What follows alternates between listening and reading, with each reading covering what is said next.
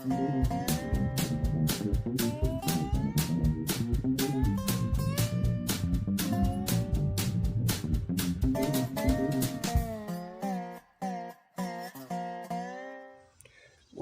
good morning. It's a Wednesday morning. And I got that trash can moved around. Of course, I got my trash out. And it's set up for them to be able to grab. It's Wednesday morning, trash day. Another piggy day being done the piggy way. See, I think today is Wednesday the 12th. 1, 2. 1, 2, 3, 4. Yeah, here we go. Kitties in, kitties out. And kitties that can't decide. They don't know if they want in or out. Birds are chirping. I got my coffee. As my comm chief in the Marine Corps used to say, got my coffee. Lifer juice.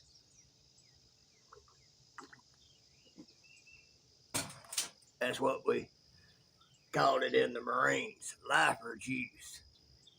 Those of us that didn't drink coffee didn't understand. Those that did, we called lifers, because they usually tended to stay in the suck.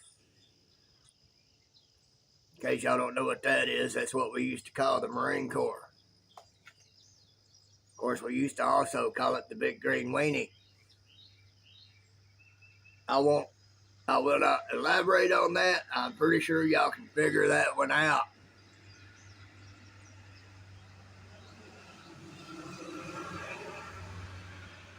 And then on bad days,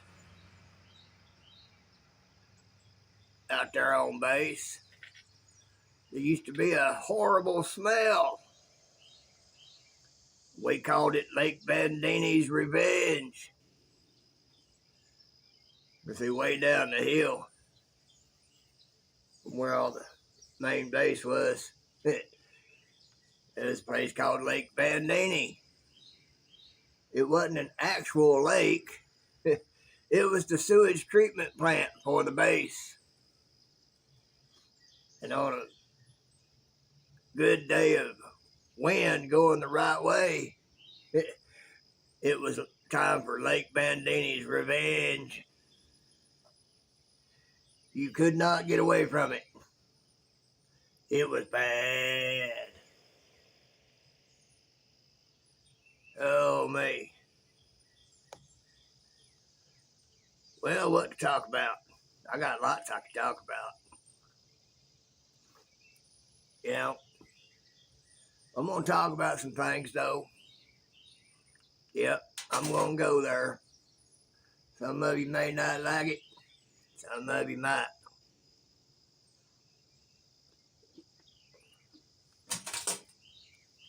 When I was 15, I got told two things. Come from God, come through a Holy Ghost filled preacher. Those two things caused me to run. And run I did. Here comes another truck. He ain't as loud as that last one, though. So I ran. Fell in love with a little girl. She was my first. And she broke up with me for a football player. She was just a year behind me, and they had another year to go, and I was already graduated. She broke up with me for a football player and all like that. In the end, joke was on him. Because after I came back from the Marine Corps, it's been a minute and everything. Well, after I come back from boot camp, and then after I come back from the Corps and all like that, every time that girl run across me and saw me, he would get ticked off because she would space out because she was thinking about me because I treated her good. He did not treat her good. That made him mad at me. It come to a thing one time, and I just told him, I said, look, I cannot help what she's thinking about. And if you're such that it causes her to think about how it was with me, maybe you need to look at yourself and go from there. Needless to say, they didn't survive the marriage. Gray, I ain't gonna keep opening this door for you. So, like I said, joke was on him on that. But anyway, because of that, I figured if I was going to go through hell, I might as well go through the worst of it. And I joined the Marine Corps. Of course, I'd always said if I ever joined the service, it would be the Marines. Well, folks, that was just part of my training on my run from God. And then things that occurred after I got out was just more of it. Kept finding the wrong women. Married a couple of them, didn't go very well. So I wasn't doing what God wanted me to do. Which, in a way, I was at the same time, because when we run from God, the only thing we're doing is doing what He already planned and going through things we're going to have to go through so that we can learn what He has for us to learn, so that when we stop running, we can do what He has for us to do. So when you go to run from God, guess what? Joke's on you. You're still doing what He has for you to do. It's just going to be a training session. How long you stay in training depends on how long it takes your hard head to get it through your head that you got a choice. Serve Him or not serve Him and be at the whims of this world and Satan. Bottom line, that's all there is. And as long as you run, well, life's going to be hard. Trust me. Unless you've made the choice consciously or subconsciously to serve the other one, then life might go a little easier. Because old Slewfoot ain't worried about you because you didn't choose God. So by default, you chose Him. So He'll leave you alone and might let you get somewhere in life. So you ain't serving God and you're getting somewhere in life, you might want to get scared. It's when you choose to serve God, start trying to do right, that things can sometimes get really hard. Because you're going to go through a lot of stuff then too, because then Slewfoot's going to be worried about you. And he's going to do everything he can to try to tear you down. But see, what's happening there is God is just using that to test you and strengthen you. Like the Bible says, God is not mocked, and even the wicked shall do His will. So, I can't complain about my life because I know it's all been designed by God. It's like a computer program. When you're in that computer and you're doing things, you click on this, you get that result. If you click on that, you get that result. God's already got that program set up. And sometimes you'll get in a program, especially if you are serving God, you'll come across a program and you'll keep clicking the one and you'll keep getting the same result. You'll keep coming around to the same thing, and then it'll come around again and you'll click the same thing and get the same thing and get the same thing. Ever revolving until you figure out, let's try clicking this other one over here, see what happens. Ooh, boom, there you go. Now you're on your way towards something else. And you get a better result. And you work with that for a little while and everything. And if you're still hard-headed, you'll come across another loop program. And you'll keep clicking the same one, trying to get... And what that is you keep wanting what you want, and God, that's not what God has for you and planned for you. So you'll keep getting the wrong result by clicking that, because it's something you want and you ain't figured out that ain't where God has for you to go.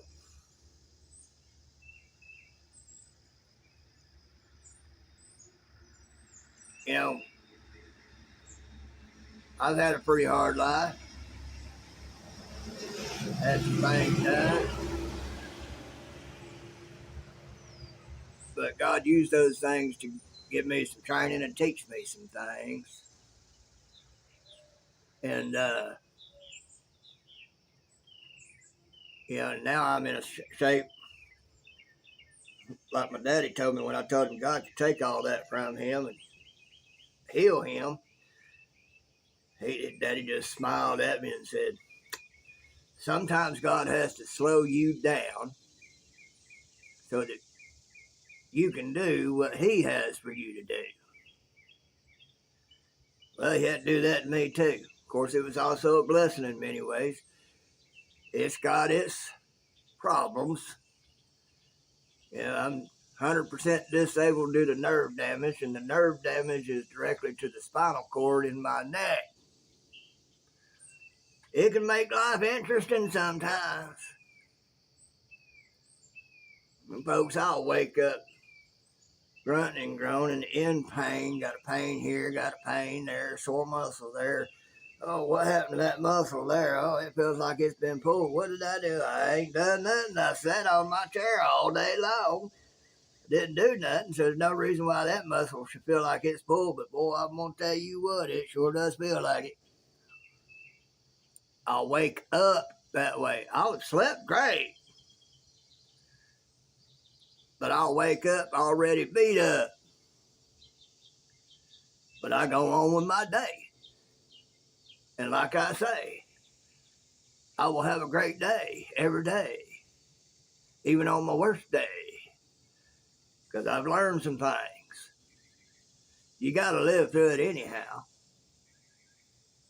I have things that need to be done, and eventually I'll get them done. On one thing, I have reached out, and there was a day supposed to be a possibility, but it didn't happen, for that problem to be looked at and see what could be done. That day didn't come. That part don't bother me. What bothers me is that nothing about it has been mentioned to me. Say, well, couldn't make that day because of this or that. Okay, no big. Nope, didn't get that. Well, that's fine. That's just God telling me that one way or another, I'm going to have to do it. Have to suffer through it doing it, but I'll get it done. Well, it'll get done. Sooner or later, it'll get done. Hopefully before it becomes an emergency. But it'll get done. And then I look at, I got one neighbor that is a retired engineer and a retired construction business owner. He knows things about construction and engineering that a lot of people don't forgot. Makes quality constructions. I know I helped him on part of one, and he goes code triple and quadruple plus. He thinks about things that might come in the future, and he adds them in when he builds. And everything. He could help with just his knowledge and advising. Can't hardly get to him to talk to him. But did I mention he's rich? He's not super rich, but he's 7 figures. Got another that's close to me over here that is doing stuff, but can't talk to him about nothing because, you can tell them something that's right, and they'll tell you you're wrong, and everything. And then there's those silent obligations that go with anything they help you do. I don't like them silent obligations, unspoken obligations. Oh, don't like those. And I see, they got all this stuff and they got all this knowledge and they could help. I'm perfectly willing to help do the work, if not do all the work. Just get a little advice, get help with how to do it. I'll suffer the consequences of doing the work later. That's how you got to do anyway. Yeah, I see these people, they got stuff, they got all these things, and they got all sorts of help, all like that. Does that make me mad? No. Because like I said, one comes with unspoken obligations, and the other, looks at me like a bad seed anyway.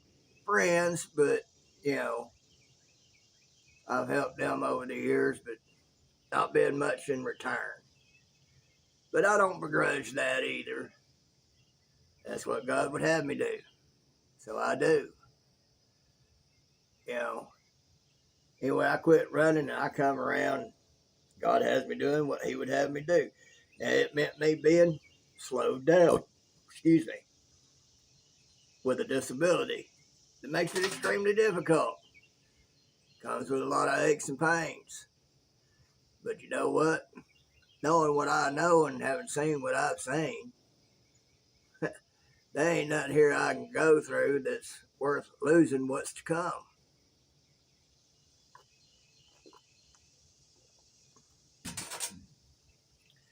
So I don't get mad at folks that could and don't. I don't get mad at folks that have and don't. One reason is because their stuff is their stuff.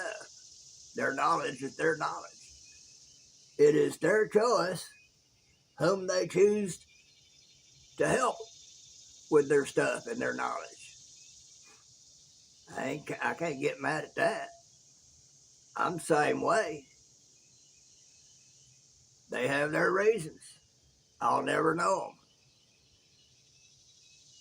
That's all right too, because I too have my reasons. Somebody else's stuff and knowledge is not mine to dictate what should be done with it.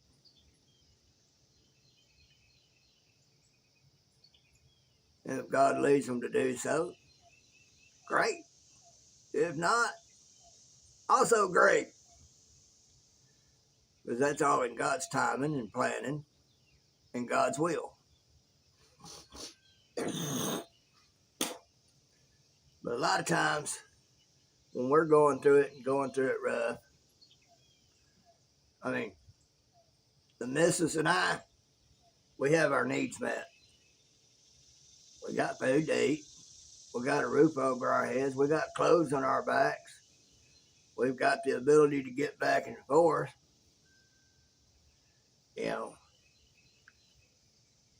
We don't have it to just drop and pick up a little bit here and a little bit there whenever we want to.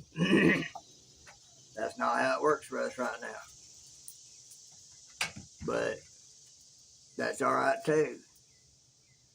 I told somebody about a book to read, and they showed me a screenshot where they bought the book.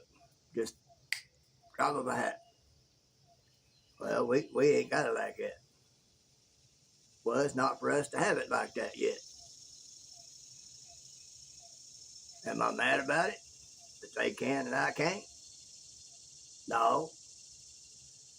Because since I've come around and got the right things in my life, we've been building up. 10 years ago, I had absolutely nothing compared to what I have now. So I don't get mad at folks for what they have and can do. I don't get mad if they've got this resource and that resource, because they have been building up over their lives to have those resources. They didn't start out that way. So, you got to work for it.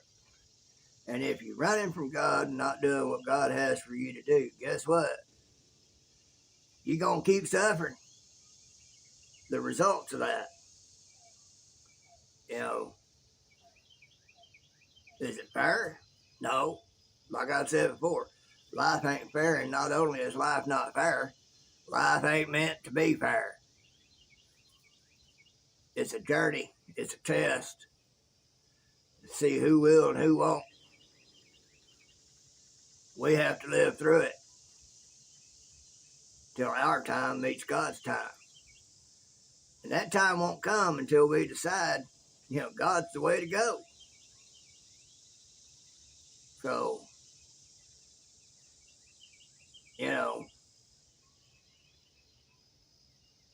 complaining about life ain't gonna do you no good. Crying to folks over it, especially when you looking at it from the eyes of envy and jealousy because of what those you might talk to have and you don't, well, you're just being a crybaby. I'm sorry, not sorry. You're just being a crybaby. You want attention.